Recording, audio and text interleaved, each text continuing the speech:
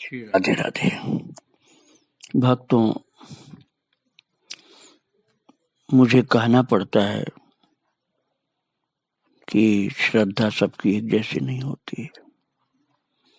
जिसकी श्रद्धा बहुत बलवती होती है, बहुत पवित्र होती है, बहुत उच्च कोटि की होती है, उसको जो लाभ प्राप्त होता है भगवान से, गुरु से, संतों से, उस सामान्य श्रद्धा वालों को नहीं मिल पाता वो लाभ। यादृशी भावना यस्य सिद्धिर्भवति तादृशी। श्रद्धा की जितनी भावना होती है उतनी ही सिद्धि प्राप्त होती है, अर्थात सफलता प्राप्त होती है। वो महाप्रसादे गोविंद नामने गुरौ वैष्णवे स्वल्प पुण्यवताम राजन विश्वासो नैव जायते। ये चैतन्य महाप्रभु ने कहा था कि भगवान के प्रसाद, संतों के प्रसाद, उसको देखा देखी पाने पर लाभ नहीं मिलता। श्रद्धा हो तो लेना चाहिए। महाप्रसादे गोविंद नामने, भगवान के नाम, महाप्रसाद, गुरु गुरुदेव में, वैष्णव भगवान के भक्त में, स्वल्प पुण्यवताम राजन विश्वासो नैव जायते। उन्होंने राजा को उपदेश करते हुए कहा था चैतन्य महाप्रभु ने कि हे राजन, जिसका अल्प पुण्य होता है उसको उच्च कोटि का विश्वास अर्थात उच्च कोटि की श्रद्धा नहीं हो पाती है, संदेहग्रस्त श्रद्धा रहती है। और संदेहग्रस्त जो श्रद्धा होती है उसमें उसको भक्ति का लाभ नहीं मिलता है। आध्यात्मिक लाभ कुछ मिल सकता है लेकिन शुद्ध भक्ति का लाभ उसको जल्दी नहीं मिल पाता है। तो इसलिए हमको बहुत उच्च कोटि की श्रद्धा होनी चाहिए, नहीं तो फिर भाई कई जन्म लेना पड़ता है, एक जन्म में नहीं होता लाभ। चरणदास जी महाराज के शिष्य गुरु छवना जी जो थे, उनकी चरित्र मैं आपको सुना चुका हूँ। वो छवना मतलब ना बच्चा, चरणदास जी उनको अपना बच्चा मानते थे। सहजोबाई जो माता थी, इनका चरित्र मैं आपको सुना चुका हूँ, उसको भी बच्चा मानते थे। महाराज जी वात्सल्य भाव से शिष्यों को देखते थे, वात्सल्य भाव से, अपना बच्चा मान के। लेकिन जिनकी श्रद्धा गड़बड़ होती है भक्तों, वो उस भाव को नहीं समझ पाते, उसमें दोष निकालना शुरू कर देते हैं। वात्सल्य भाव के भाव में अर्थात श्रद्धा में दोष निकालने लग जाते हैं, इसलिए भी वो लाभ से वंचित हो जाते हैं। तो गुरु छवना जी महाराज को बहुत प्यार से गुरु जी महाराज अपना प्रसाद देते थे और फिर उनके अंदर गुरुदेव चरणदास का पूरा प्रभाव जागृत हुआ था। उनको भी भगवान की उच्च कोटि की भक्ति प्राप्त हुई थी और फिर उन्होंने गुरुदेव की आज्ञा पाकर के बहुत उपदेश भक्तों के लिए तैयार किया, सुनाया, लिखा। उन्हीं के उपदेश से प्रभावित होकर के एक संत श्री हरि कृष्णदास जी बहुत ही महान पुरुष बन गए। ये गुरु छवना जी के उपदेश थे जो चरणदास जी के शिष्य थे। और ये हरि कृष्णदास जी जिला अलवर की मालाखेड़ा तहसील के अंतर्गत पृथ्वीपुरा ग्राम में रहते थे। वहां एक बड़े जमींदार के घर में जन्मे थे हरि कृष्णदास जी। और जब गुरु छवना जी के उपदेशों से प्रभावित होकर हृदय उनका प्रेम से भर गया। महाराज, प्रेम से जब भर जाता है हृदय गुरु के प्रति, तब वहां तार्किकों वाला संशय संदेह नहीं रह जाता है, जहां पर कोई दोष की कल्पना की जा सके। तो चरणदास जी महाराज के पास वो पहुंच गए। प्रभावित तो हुए थे चरणदास जी के शिष्य गुरु छवना जी से, लेकिन चरणदास जी उस समय विराजमान थे शरीर से, तो उनके पास पहुंच गए और उन्होंने चरणदास जी से दीक्षा ली। और दीक्षा लेकर के भक्ति साधना में लग गए। गुरु के प्रति अपार प्रेम, गुरुदेव को भोग लगाते, भगवान को भी भोग लगाते और बहुत प्रेम से गुरु सेवा, भक्त सेवा, भगवंत सेवा करते थे। और जब भक्ति साधना में लगे हैं महाराज जी, तो चरणदास जी ने कहा कि बेटा भक्ति तो करना है, लेकिन तुम्हारे योग के संस्कार हैं पिछले जन्म के, इसलिए कुछ दिन तुमको योग साधना भी करनी होगी। तो बोले कि हरि कृष्णदास जी, गुरुदेव आपकी जैसी आज्ञा। तब वो गुरु की आज्ञा से योग साधना में जुटे और उन्हें हर समय साधना में लगे रहते देख करके घर वालों को चिंता हुई। और घर वाले सोचने लगे अभी तो बालक है, बताओ रात दिन ये भजन में योग साधना में लगा रहता है। तो घर वाले लोग उनके विवाह के लिए प्रयत्न करने लगे। और ये देख करके वो घर से निकल पड़े, क्योंकि महाराज ये वैराग्यवान थे, श्रद्धावान थे, लगन वाले थे। इसलिए विवाह की बात सुन करके ये घर में रुके ही नहीं, समझ गए कि हम फंस जाएंगे, घर से निकल पड़े और विरक्त वेश धारण करके निकट के पहाड़ पर पाराशर ऋषि की भजन स्थली पर योग साधना करने लगे। और गुरु कृपा से उन्होंने योग साधना में चरम सिद्धि प्राप्त कर ली महाराज। अब तो हरि कृष्णदास जी महाराज की योग साधना में ऐसी ऊंची स्थिति हुई कि बैठते ही उनको लोकांतरों के अलौकिक दर्शन होने लगे, पर इससे उनकी अंतरात्मा तृप्त नहीं हुई। ये तो बड़ी बड़ी सिद्धियां थी योग की, सब प्राप्त हो गई, इनको बहुत जल्दी प्राप्त हो गई, लेकिन इसमें उनको तृप्ति नहीं हुई। वो भगवान की भक्ति के भूखे थे, इसलिए गुरुदेव को प्रणाम करके वो श्री वृंदावन धाम आ गए।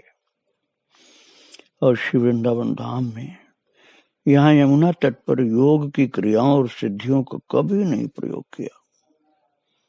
अब तो बस गुरुदेव को याद करते, सिद्धियों को योग की क्रियाओं को प्रणाम कर लेते थे बस, और कह दिया कि मैं अब कन्हैया के चरणों में आ गया हूँ। हे योग की सिद्धियों, हे क्रियाओं, तुम लोग अब कृपा करके मुझसे अलग रहो, मुझे गोपाल के प्रेम को प्राप्त करना। और महाराज उसके पश्चात ब्रज की लीला स्थलियों में कभी कहीं रह करके जप और ध्यान में लवलीन रहने लगे। जप करते रहते, माला झोली हाथ में और आंखें बंद, ध्यान में बने, भगवान का दर्शन होता। बहुत दिन तक प्रेम सरोवर पर भजन किया, जो बरसाना में है प्रेम सरोवर, वहां भजन किया। और अयाचक वृत्ति से रहते थे महाराज, भिक्षा मांगने नहीं जाते थे। जो कोई लाकर कुछ दे दिया तो खा लिया, नहीं दिया तो भूखे रह गए। बड़े दृढ़ संकल्प के थे और मन में मांगने की इच्छा नहीं होती थी और भजन से फुर्सत भी नहीं मिलती थी। मन में कुछ इच्छा थी नहीं, इसलिए मांगने ही नहीं जाते थे। कोई दे तब भी उतना ही लेते थे जितना जरूरी हो, ज्यादा लेते ही नहीं थे। और नित्य प्रेम सरोवर से बरसाने जाकर श्री जी के दर्शन करते हैं। बरसाना और प्रेम सरोवर का दर्शन जो किए हो समझ गए होंगे। प्रेम सरोवर के पास बैठ के भजन करते और नियम से भागते हुए जाते और बरसाना में पहाड़ के ऊपर जो राधा रानी का महल है वहां जाकर के दर्शन करते थे बरसाना में। और धीरे धीरे श्री जी की उन पर कृपा होने लगी महाराज, राधा रानी की। और फिर श्री जी ने अर्थात राधा रानी ने स्वप्न में पुजारी जी को आदेश दिया कि उन्हें नित्य उनका प्रसाद दे दिए करें। पुजारी जी को राधा रानी ने स्वप्न में आदेश कर दिया कि ये जो श्री हरि कृष्णदास जी आते हैं प्रेम सरोवर से, इनको मंदिर से ही रोजाना भोजन प्रसाद दिया जाए। आप तो प्रसाद की व्यवस्था उनकी राधा रानी के मंदिर में होगी। मंदिर से ही व्यवस्था हो गई, वहीं प्रसाद उनको मिलता था भोजन का। और जो पहले ये था ना कि साधु की बोली में उसको आकाश वृत्ति बोलते हैं, कि कुछ भी इंतजाम नहीं, आ जाएगा तो आ जाएगा, नहीं आएगा तो भूखे रहेंगे, उसको आकाश वृत्ति बोलते हैं साधुओं की बोली में।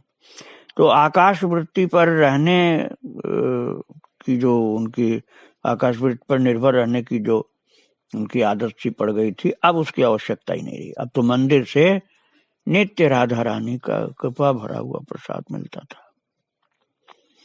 तो एक दिन राधा रानी ने उन्हें स्वप्न में दर्शन देकर कहा, तुम मेरी सखी हो। राधा रानी ने कृपा कर दी भक्तों। श्री हरि कृष्णदास जी को स्वप्न में राधा रानी का दर्शन प्राप्त हुआ और प्रेम भरी मुस्कुराती हुई राधा रानी ने बड़े प्यार से बड़े मीठे स्वर में कहा, हरि कृष्णदास, तुम देखने में पुरुष शरीर के हो, वास्तविकता यह है कि तुम मेरी सखी हो। उसी दिन जब वे बरसाने गए, पुजारी ने उन्हें श्री जी का प्रसादी वस्त्र दिया। अब सपना तो देखा था अपने कुटिया में, लेकिन जब मंदिर में गए तो पुजारी जी ने श्री जी को प्रसादी वस्त्र दिया। और उस दिन वे उस वस्त्र को सिर पर धारण कर श्री जी के सामने नृत्य करने लगे। खूब नृत्य किया प्रसादी वस्त्र को सिर पर रखकर। और उसी दिन से वे अपने पदों में हरि कृष्ण सखी ये आखिर में लिखने लगे। पद जो बनाया उन्होंने श्री हरि कृष्णदास जी ने, तो अब वो छाप बोलते हैं जो नाम अपना आखिर में डाला जाता है। तो उसमें अभी तक पहले तो हरि कृष्णदास थे, अब वो हरि कृष्ण सखी की छाप देने लगे, अर्थात पद के आखिर में जो अपना नाम हरि कृष्ण सखी लिखते थे। राधा रानी ने बता दिया ना कि तुम मेरी सखी हो पिछले जन्म की। पर राधा रानी ने जब सखी रूप में उन्हें अपना लिया तो उनके साक्षात दर्शन की उत्कट लालसा उनके हृदय में जाग पड़ी। ध्यान में दर्शन पहले मिलता था, स्वप्न में भी खूब मिलने लगा, और अब तो अब सखी अपने को समझ लिया उन्होंने। हरि कृष्णदास थे अब तक, और जब हरि कृष्ण सखी अपने को समझ लिया तो राधा रानी के दर्शन की तीव्र लालसा हृदय में जाग पड़ी। बहुत तीव्र लालसा हृदय में होनी चाहिए भक्तों। भगवान के दर्शन के लिए हल्की फुल्की इच्छा से काम नहीं चलता है। बहुत तीव्र लालसा हृदय में होगी तब उसका तत्काल लाभ मिलना शुरू हो जाता है। बहुत तीव्र लालसा में ऐसा लगता है जैसे अब जान निकल जाएगी, नहीं मिलेंगे प्रभु को। तो एक क्षण भी उनके बिना रहना असंभव हो जाता है महाराज उस समय। और विरह व्याकुल होकर के नित्य उनके दर्शन के लिए प्रार्थना करने लगे हरि कृष्णदास जी। किशोरी मोहि दर्शन दीजे हो, विरह विकल भई बावरी ढोलू, सुधिया लीजे हो। किशोरी मोहि दर्शन दीजे हो, दिन नहीं भूख रैन नहीं निद्रा, तन नित छीजे हो। चित नहीं चैन नैन भयो व्याकुल, चित नहीं चैन नैन भयो व्याकुल, कैसे जीजे हो। किशोरी मोहि दर्शन दीजे हो, डगर निहारूं नाम उचारूं, अर्ज सुनीजे हो। हरि कृष्ण सखी चरण दासी की, दासी कीजे हो। किशोरी मोहि दर्शन दीजे हो। राधा रानी के सम्मुख बैठ करके ऐसी प्रार्थना उनकी चालू हो गई। आंखों से आंसू की पनारे चालू हो गए।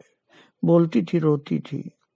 रोते थे हम शरीर की दृष्टि से कहेंगे, लेकिन वास्तविकता थी कि रोती थी, अर्थात सखी हो चुकी थी भक्तों मैंने आपको पहले ही बता दिया कि ये पहले योग साधना गुरुदेव की आज्ञा से किए थे और बहुत ऊंचाई पर पहुंचे थे। तो जब ये प्रेम विभोर होकर विरह व्याकुल होकर राधा रानी से विनती करने लगे, तो राधा रानी ने फिर प्रकट होकर के दर्शन दिया, प्रत्यक्ष प्रकट होकर, और इस तरह से कृपा दृष्टि डाली है राधा रानी ने श्री हरि कृष्ण सखी के ऊपर कि उनकी सूरत खुल गई। अब इस सूरत खुलने की बात भक्तों योग की होती है। वो कुछ संत जो इस साधना को कर पाते हैं जीवन में, उनके लिए सभी भगवान की लीलाएं, दर्शन, देवताओं की लीलाएं, दिव्य दिव्य लौकिक दर्शन सब सुलभ हो जाते हैं। तो राधा रानी ने ऐसी कृपा कर दी, और नर देह में रहते हुए भी सिद्ध सखी रूप से राधा रानी के अखंड अगोचर नित्य धाम में उनकी अवस्थिति हो गई। देखने में शरीर से बरसाना में थे, वास्तविकता ये थी कि वो शरीर रहता था वहां, और वो सखी रूप से राधा रानी के अखंड अगोचर नित्य धाम में उनकी स्थिति रहती थी। वे काल, कर्म और जन्म मृत्यु के चक्कर से छूटकर रंगीले जुगल की रंगीली लीलाओं के दर्शन और उनकी प्रेम सेवा में तल्लीन रहते हुए और नित्य नए आनंद का उपभोग करते रहते थे, और गाते थे भाव विभोर होकर के। और मैंने बताया कि योग साधना की पराकाष्ठा में पहुंचकर सूरत पूर्ण रूप से खुली हुई दर्शन करते रहते थे, भगवत दर्शन। कभी गाते थे, कभी रोते थे, और भाव विभोर होकर बोलते थे, अब जम क्या करेगा रे, ध्यान में सूरत रंगीली लागी, ध्यान में सूरत रंगीली लागी, सिमट रहूं अपने ही माही, जग सु भया निबेरा, काल कर्म की बाधा छूटी, भागे भरम बखेरा, सदा अखंड जो धाम अगोचर, पर से तहान माया, बार बार जाकी हद नाही, जहां जाए घर छाया। महाराज ये एक अनहद की स्थिति होती है, उसका वर्णन इन्होंने किया है इसमें। अचल सिंहासन जुगल विराजे, नित आनंद अधिकाई, बलिहारी गुरुदेव तुम्हारी ऐसी ठोर बताई, जोगी ज्ञानी पच पच हारे, तहान पहुंचे कोई, हरि कृष्ण सखी चरण दास संग, तहां नित सूरत समोई। महाराज साधक की जब ये स्थिति हो जाती है तो शरीर एक दिन सांप की केचली की तरह से, सांप का केचुल छूट जाता है और सांप निकल के आराम से चला जाता है, उसको कोई कष्ट नहीं होता, केचुल छूट के सांप चला गया। ऐसे ही इस उच्च स्थिति में शरीर एक दिन सांप की केचुल की तरह अपने आप छूट जाता है। और रास की जो पूर्णिमा होती है ना, शरद पूर्णिमा, क्वार की पूर्णिमा, तो उस शरद पूर्णिमा के दिन श्री जी के सामने नृत्य कर रहे थे, और नृत्य करते करते और रास का गीत गा रहे थे, और उनका शरीर छूट गया उसी समय। गा रहे थे बड़े भाव में, बरसाना में, रास में नृत्य करत बनवारी, मुदित मनोहर रंग बढ़ावत, संग वृषभानु दुलारी, रास में नृत्य करत बनवारी, मोर मुकुट छवि शीश विराजत, नाक बुलाक सुधारी, कर मुरली कटिका छे, अलके घूंघरवारी, रास में नृत्य करत बनवारी, राधा जो के शीश चंद्रिका, नीलांबर जर तारी, गावें सखे श्याम श्यामा संग, नखशिक रूप उजारी, रास में नृत्य करत बनवारी, ताधिन ताधिन बजत पखावजु, ताधिन ताधिन बजत पखावजु, ताल वेण गति न्यारी, ठनन ठनन ठन नूपुर की ध्वनि, झनन झनन झनकारे। रास में नृत्य करत बनवारी, थे थे थे नचत दो मिले, बिहसी बिहसी मुस्कारे। चरण दास सुखदेव दया सो, पायो दर्श मुरारी। रास में नृत्य करत बनवारी। गुरुदेव का ये भजन गा रहे थे महाराज। ये चरणदास जी का लिखा हुआ भजन है। सुखदेव जी की कृपा से दर्शन ही मिला था उन्हें। चरणदास जी ने वर्णन किया इसमें, और यही वो गा रहे थे। कौन? हरि कृष्ण दास जी, जो हरि कृष्ण सखी हो गए थे। शरद पूर्णिमा के दिन दर्शन कर रहे थे, गा रहे थे, और गाते गाते उनका शरीर छूट गया। कोई दर्द नहीं हुआ, मरण काल की पीड़ा नहीं हुई। और बरसाने में गहवर वन में हरि कृष्ण सखी की समाधि आज भी है भक्तों, और इनका गद्दी स्थान पृथ्वीपुरा में है। उसके महंत श्री गरीबदास जी एक प्रसिद्ध संत हो गए भक्तों। मैंने आपको शुरू में बताया था कि अलवर जिला में राजस्थान में मालाखेड़ा तहसील के अंतर्गत पृथ्वीपुरा गांव है।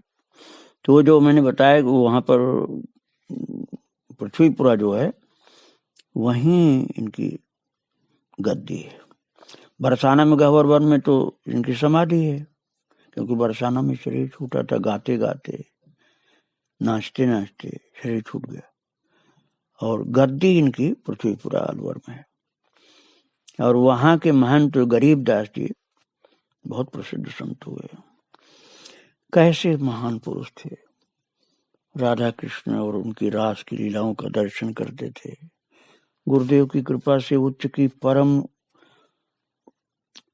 ऊंचाई पर पहुंचकर और प्रिया प्रियतम की मधुर लीला की झांकी करते हुए और रस प्राप्त करते हुए, गाते हुए, वर्णन करते हुए ऐसे शरीर छोड़ा जैसे